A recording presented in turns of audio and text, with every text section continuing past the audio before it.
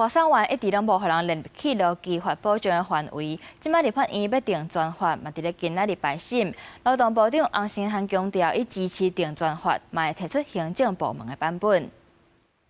即几年平台经济起来，毋过外省员的劳工身份无明确，无达入劳基法保障，甲平台报酬甲停权纠纷常常发生。立法院维权委员会国民党调会支持排审专法，若被立委甲党团提出6个版本，提供讨论审查。提案说明时阵，若被立委是一直批评，质询的时阵，佫要求劳动部长洪胜汉表态支持立法。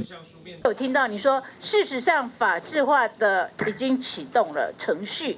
好，那你说还需要一点点时间？我们目前其实进入到最后阶段了，那可能最后因为还要包括预告，还要有一些法制的作业的程序，我们可能需要2到3个月。在野党议会质疑外省员无适用劳基法，和劳动权益保障、申诉权益真简单都无去。洪胜汉既然表态支持立专法，就要讲会到做会到。 昨天晚上我们很细读你的报告，你讨论了好几个月修法，你也没写进你的报告。真的有一些法制作业，其实条文的内容其实我们差不多，可是因为真的行政部门会有一个法制的程序，比方说要预告，那这些相关的程序还是要走过，所以这个是比较不好意思。